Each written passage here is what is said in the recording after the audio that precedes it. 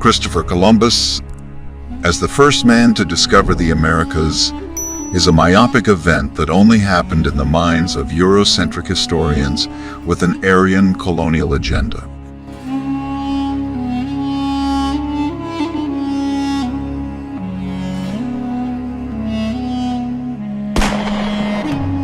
In Wehner's book, Africa and the Discovery of America, he explains that Columbus noted in his journal that the Native Americans confirmed black-skinned people had come from the southeast in boats, trading in gold-tipped spears. It was found also that the ratio of properties of gold, copper, and silver alloy were identical to the spears, then being forged in Guinea. According to an American historian and linguist, Leo Weiner of Harvard University, one of the strongest pieces of evidence to support the fact that Africans sailed to America before Christopher Columbus was a journal entry from Columbus himself. There is now a growing body of evidence to support the idea that Africans did in fact visit the Americas long before Columbus, as there have been solid claims about African explorers, sailors, and traders who made their way to the Americas in ancient times. The idea that Africans may have visited the Americas in pre-Columbian times is not a new one. In fact, widely untaught evidence exists that Africans sailed to the Americas and settled centuries before Columbus.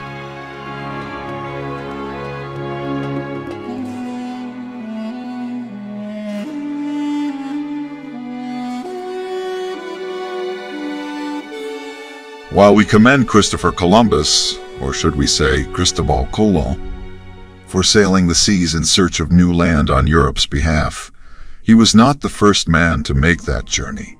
However, as is frequently noted on this day, when Columbus landed, natives already inhabited the land. He called them Indians because he initially thought he had reached India. Columbus's first landfall in October 12, 1492, most likely somewhere near the Bahamas or the Dominican Republic, was a later time in history.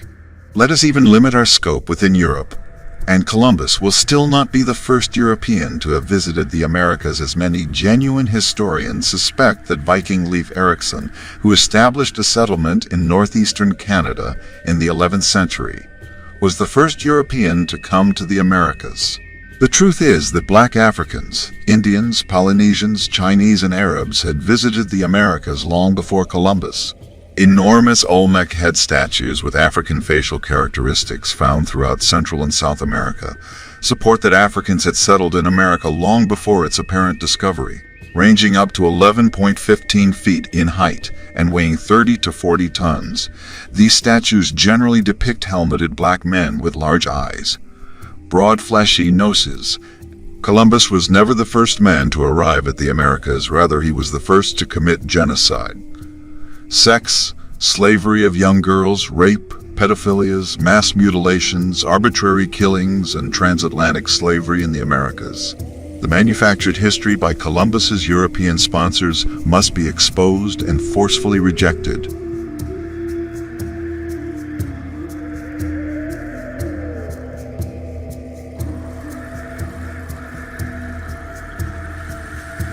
Columbus and his men took to hunting the fleeing Lucayans down for sport, and after murdering them, using their bodies as dog food. Surviving Lucayans fled to the surrounding mountains to escape the sadistic savagery and barbaric treatment of the so-called civilized Christian Europeans toward them. There are eyewitness accounts of fallen Lucayan warriors being fed to hunting dogs while they were still alive, screaming and wailing in agony as the dogs feasted on their limbs and entrails. Columbus saw this as a perfect excuse to go to war, and with heavily armed troops and advanced weaponry, it wound up being a very short war. The natives were quickly slaughtered, having only spears, rocks, and other primitive tools to fight with.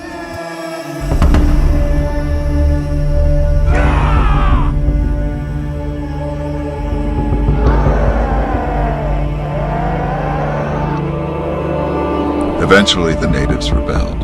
History has it that on Christopher Columbus' second visit to the Americas, this time armed to the teeth, he demanded that the Lucayan people give his men food and gold and allow them to have sex with their women.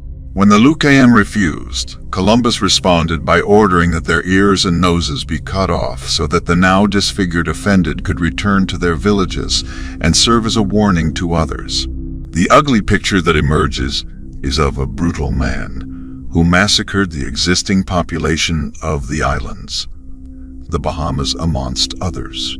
Where he landed, used girls as young as 8 or 10 for sex and conducted mass mutilations in his hunt for gold. Matthew Inman, the Oatmeal's author, not only exposes this myth, but also shows us who Columbus really was. The U.S. celebrates October 14th as Columbus Day as one of its 3 federal holidays, reinforcing the myth that Columbus was a great explorer who discovered the New World. Research by some scholars provides population estimates of the pre-Columbian or pre-European contact of the Americas to be as high as 112 million in 1492, which declined to less than 6 million by 1650. The so-called discovery of the Americas by Christopher Columbus was followed by possibly the greatest demographic disaster in the history of the world. He described these people as having black skin, curly hair, and other features that were characteristic of Africans. Similarly, the Italian explorer Amerigo Vespucci, who traveled to the Americas in the late 15th and early 16th centuries, wrote in his accounts that he had encountered people of color in the Caribbean region. He also notes that some of the indigenous people had features that were characteristic of Africans, such as curly hair and dark skin.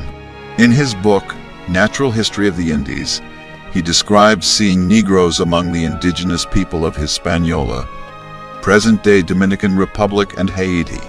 One of the most well-known accounts of African presence in the Americas comes from the Spanish explorer, Gonzalo Fernández de Oviedo y Valdez, who traveled to the Americas in the early 16th century. Thor Heyerdahl was a Norwegian adventurer and ethnographer with a background in zoology, botany, and geography, made voyages to demonstrate the possibility of contact between widely separated ancient peoples, notably the Rai expedition of 1970, when he sailed from the west coast of Africa to Barbados in a papyrus reed boat. These strong currents, which Malay oral tradition describes as rivers in the middle of the sea, could have helped propel African vessels to the American continents. Travel between Africa and the Americas was possible because of the worldwide ocean winds and currents that caused drift routes from east to west. Africans were indeed sailors, that a division of Negro sea captains and mariners is reported to have been in the Egyptian navy of the 19th dynasty, and the East Africans sailed between their countries and China in the 13th century. How could Africans who are not popularly known as seamen have crossed the 1,500 Atlantic miles to the American continents? Early 14th century Atlantic expedition headed by Mali King Abu Bakari, i.e., may have reached the Americas. The launching of the expedition is recorded by Arab historian Ibn Fadl al-Omari. Archaeological evidence also supports the idea that Africans traveled to India and China in the 13th century. In his memoirs titled Rihla, Ibn Battuta describes his travels in detail, including his experiences in the court of the Chinese emperor. Born in 1304 in Tangier, Morocco, Ibn Battuta embarked on a journey of exploration that took him to many parts of the world, including India and China. There is strong and compelling evidence to suggest that Africans traveled to India and China in the 13th century, long before the arrival of European explorers in these regions. While it is possible that some of these plants may have been brought over by European traders or explorers, the fact that they have been found in pre-Columbian archaeological sites suggests that they may have arrived much earlier, potentially as a result of contact between Africans and indigenous Americans.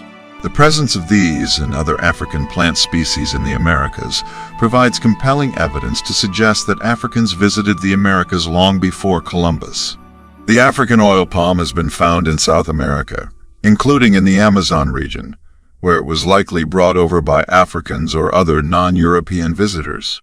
Another example is the kola nut, Kola nitida, which is native to West Africa and is used in traditional African medicine and religious ceremonies. This suggests that Africans may have brought the kola nut with them during their visits to the Americas. Kola nuts have been found in archaeological sites in the Americas, including a site in Brazil that dates back to the 14th century, long before Columbus arrived. One example of an African plant species that has been found in the Americas is the tamarind tree, Tamarindus indica. In the Americas, tamarind trees have been found in archaeological sites dating back to before Columbus's arrival, indicating that they may have been brought over by Africans or other non-European visitors. The tamarind tree is native to Africa, but has been introduced to many parts of the world as a food and medicine plant. While some of these plants may have been brought over by European explorers or traders, there is evidence to suggest that many of them arrived in the Americas much earlier, potentially as a result of contact between Africans and indigenous Americans.